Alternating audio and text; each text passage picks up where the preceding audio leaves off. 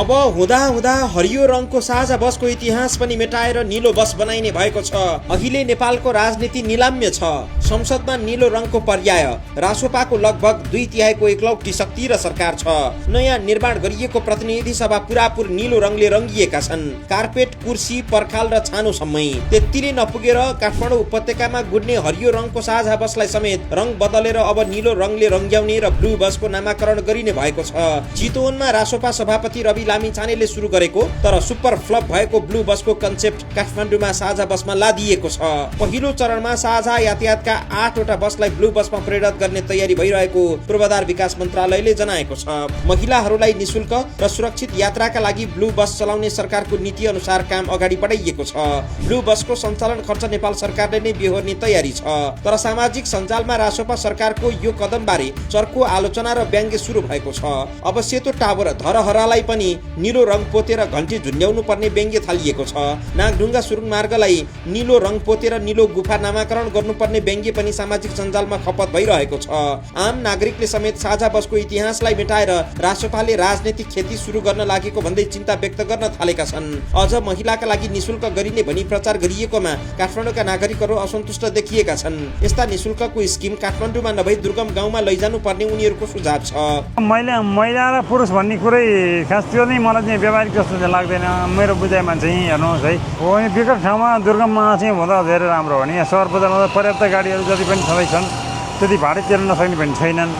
एउटा कुरो। अर्को कुरो तपाईँको निशुल्कै दिनुपर्ने त्यति धेरै जरुरत जस्तो लाग्दैन। बरु समग्रमा सबैलाई समेट्ने हिसाबले बरु जति भाडा वृद्धि भएको छ त्यसलाई नै अलिकति तल्लो लेभलमा झारेर गर्न सक्यो भने राम्रो। रिङ रोडमा 4, लगनखेल बुढालिङकण्ठ रुटमा 2 र एयरपोर्ट नागढुङ्गा रुटमा 2वटा बस सञ्चालन गरिनेछ।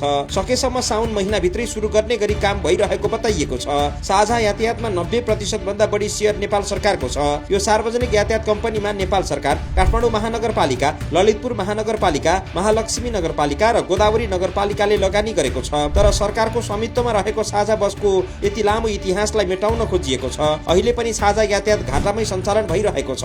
बीचमा लगभग अस्ति पन्जर जस्तै मात्रै बाँकी रहेको अवस्थामा साझा यातायात 2074 सालमा पुनः नयाँ जोश जाँगर योजना सहित सुरु भएको थियो। साझाको इतिहास गर्विलो थियो। साझा यातायात नेपालको सार्वजनिक यातायात इतिहासको एउटा महत्त्वपूर्ण अध्याय हो। महेन्द्र राजमार्ग नै निर्माण नभइसकेको अवस्थामा 2019 सालतिर नै काठमाडौँमा सेवा सुरु गरेको साझाले देशको यातायात विकासमा अग्रणी भूमिका खेलेको थियो। तर ऐतिहासिक महत्त्व बोकेको यो संस्थाले आफ्नो सम्भावना अनुसार सफलता हासिल गर्न सकेन। सुरक्षाको लागि आवश्यक नै छ लेडिजको लागि होइन। अब कतिपय बसहरूमा अब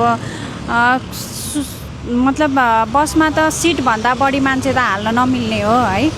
सिटभन्दा बढी धेरै थुप्रै मान्छेहरू हुनुहुन्छ, आवश्यक पनि हुन्छ मान्छेहरूलाई होइन, चढ्नुपर्ने पनि देखिन्छ है। तर लेडिजलाई चाहिँ एकदमै समस्या हुन्छ कि अब जेन्ट्सहरूसँग उभिनुपर्ने हुन्छ।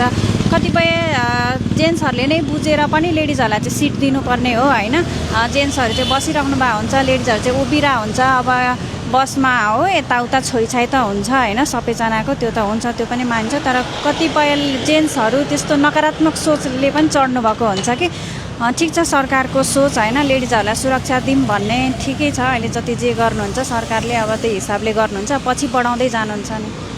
यसको प्रमुख कारण व्यवस्थापन भन्दा बढी राजनैतिक हस्तक्षेप रह्यो। अनावश्यक कर्मचारी भर्ती, कमजोर नेतृत्व, पारदर्शिताको अभाव र व्यावसायिक निर्णय भन्दा राजनैतिक स्वार्थ हावी हुँदा अनुदानमा बस, दानमा जग्गा र सरकारी सहयोग प्राप्त हुँदा हुँदै पनि संस्था पटक पटक सङ्कटमा पर्यो। निजी क्षेत्रले आफ्नै लगानी र प्रतिस्पर्धाबाट व्यवसाय विस्तार गरिरहँदा साझा भने बारम्बार सरकारी सहारामा पनि निर्भर हुन पुग्यो। यद्यपि पछिल्लो दशकमा साझाले आफूलाई नयाँ ढङ्गले पुनर्स्थापित गर्ने प्रयास गरिरहेको छ।